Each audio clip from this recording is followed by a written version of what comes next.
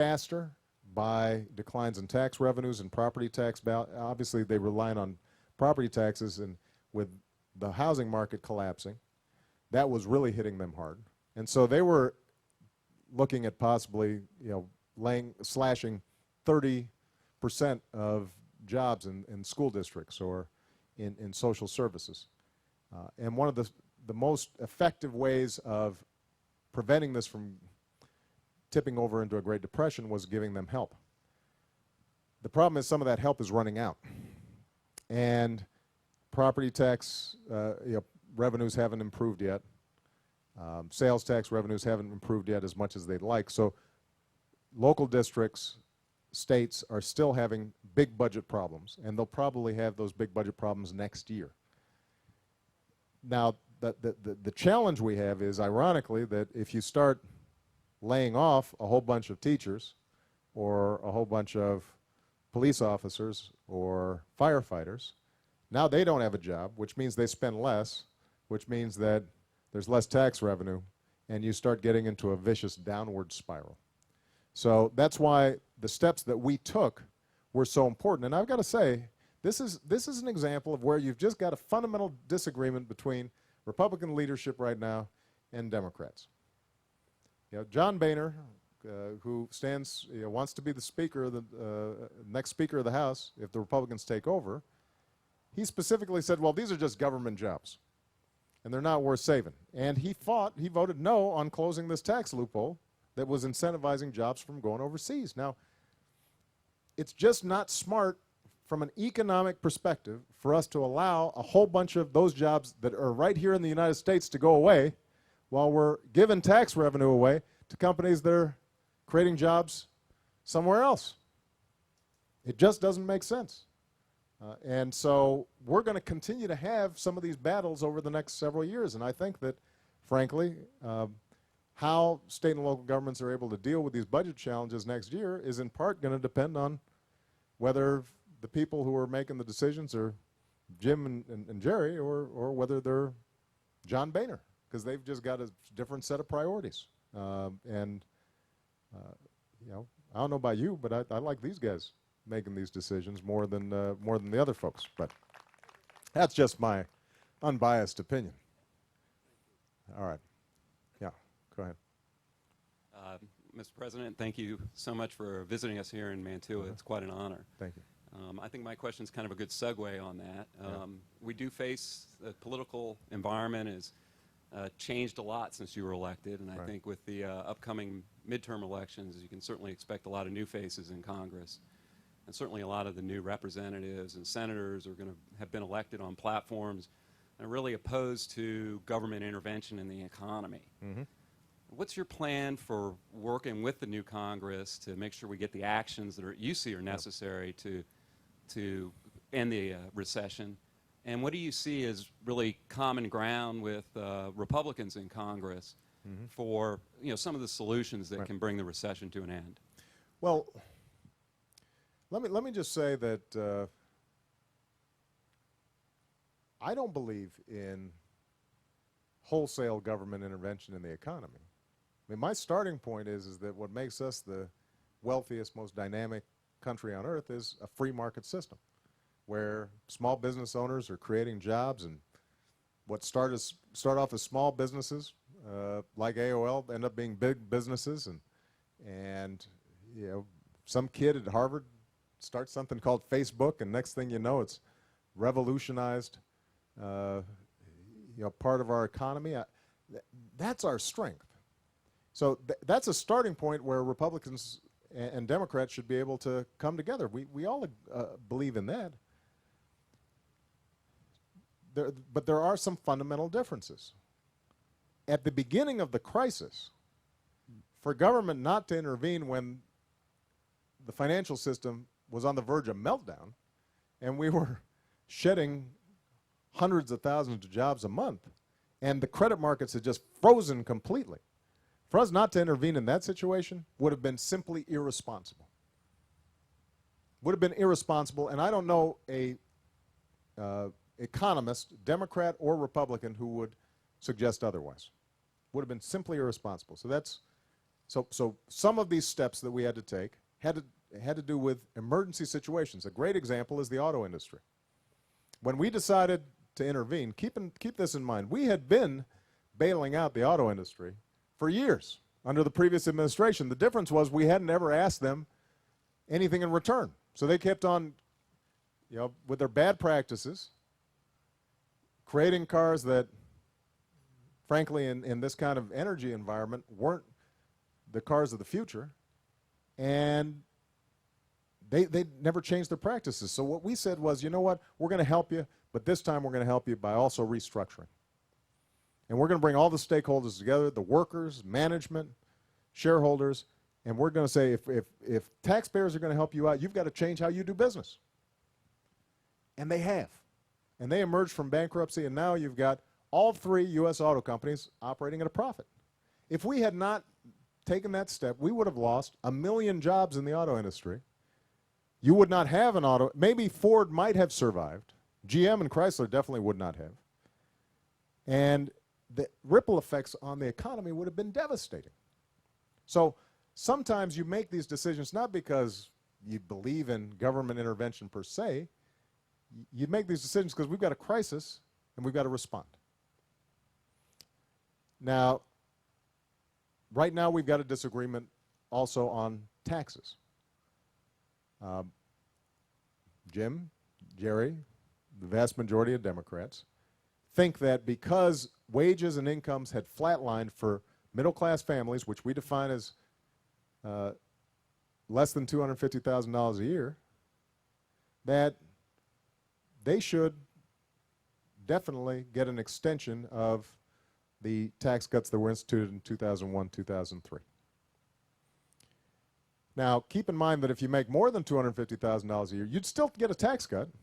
It's just you'd only get it up to your first $250,000. So if you make $500,000 a year, you'd still get tax relief on the first half of your income. If you made $1 million, it'd be the first quarter of your income. After that, you'd go back to the rates that were in place when Bill Clinton was president, which I just want to remind everybody, at that time we had 22 million jobs created, much faster income and wage growth. The economy was humming pretty good. We could get that done this week.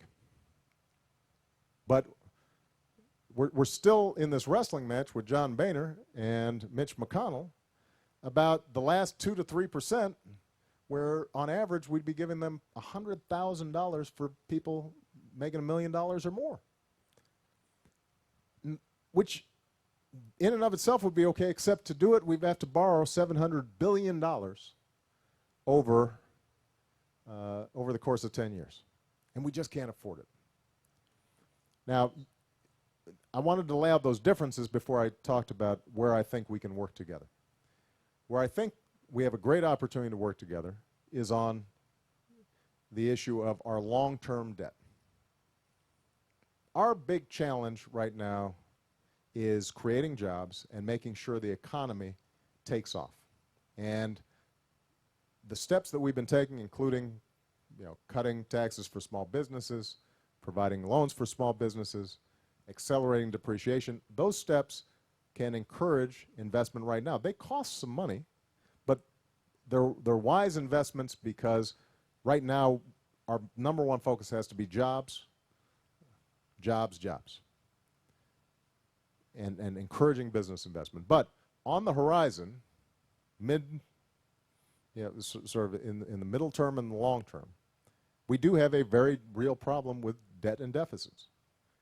And I have to say that I understand a lot of people who are upset on the other side, and some of them were rallying in D.C. today, or yesterday. I do understand people's legitimate fears about, are we hawking our future to because we're borrowing so much to finance debt and deficits. I understand that. They saw the Recovery Act, they saw TARP, they saw the auto bailout, and they look at this and, God, all these big, huge numbers adding up. So they're right to be concerned about that. And I think that there's an opportunity for Democrats and Republicans to come together and to say, what are the tough decisions we've got to make right now that won't squash the recovery, won't lead to huge numbers of teacher layoffs. Short term, we don't want to constrict too much early, but how can we get ourselves on a trajectory where midterm and long term, we're starting to bring our debt and deficits slowly under control. Now, I set up a bipartisan fiscal commission that's designed to start coming up with answers, and they're supposed to report back to me right after the election. That was on purpose, by the way. We said, don't give us the answer before the election because nobody will have an honest conversation about it. Everybody will posture politically. But as soon as the election's over, report to us, and let's see if Democrats and Republicans can come together to make some tough decisions. And by the way, they are going to be some tough decisions. People, I think, have a sense that somehow if we just eliminated a few pork projects and foreign aid, that somehow we would solve our debt.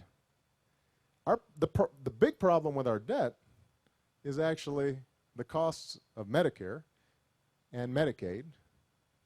Our health care system is by far the thing that is exploding faster than anything, and as population gets older and it's using more health care services, if we don't get control of that, we can't control our long-term debt. That's why health care reform was so important, because we're trying to rationalize and make the system smarter, but that's only one piece of it. We've also got to look at everything from defense budgets to food stamps. You name it, we've got to look at it and see, are there ways that we can reduce our costs over the long term? But we can't give away $700 billion to folks who don't need it and think somehow that we're going to balance our budget. It's not going to happen.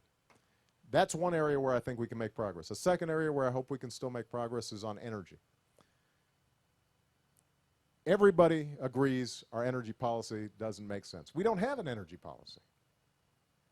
We've talked about it since Richard Nixon. Remember OPEC 73 and oil lines at the gas station? And every president has said this is a national security issue, this is a crisis, we got to do something about it, but we don't do anything about it. So my suggestion is let's join hands, Democrats and Republicans, and go ahead and take the leap and try to solve this problem. And there's not a silver bullet, there's not one magic solution to our energy problems. We're going to have to use a bunch of different strategies. I already mentioned efficiency. That has to be a huge push. With respect to transportation sector, one of the things that we did without legislation, nobody's really noticed this, but this was huge. We increased fuel efficiency standards on cars for the first time in 30 years, cars and trucks. And we got the car companies and auto workers to agree to it, not just environmentalists. That's going to help. We've got to look at nuclear energy. Historically, a lot of environmentalists have said, oh, we don't like nuclear energy. There are real problems with storage, et cetera, but if we're concerned about global warming and greenhouse gases, nuclear energy is a legitimate fuel energy source that the Japanese and the French have been using much more intelligently than we have. We've got huge reservoirs of natural gas that are relatively clean, but we've got to use those in an environmentally sound way. We've got to develop those in an environmentally sound way. So that's an area where I think that we can still hopefully make some progress. And the last thing I'll say, and some people disagree with me on this, they think it's too incendiary, it's too politically difficult, et cetera. I think we need to reform our immigration system, and we should be able to find a way that secures our borders and provides people who are already here a pathway so that they are out of the shadows, they pay in a fine, they're learning English, they're getting assimilated, but they're not living in fear. We should be able to do that. And we had 11 Republican senators who voted for it, including John McCain was a co-sponsor of the bill. We should be able to get that done again, because everybody agrees that the system we've got right now is broken.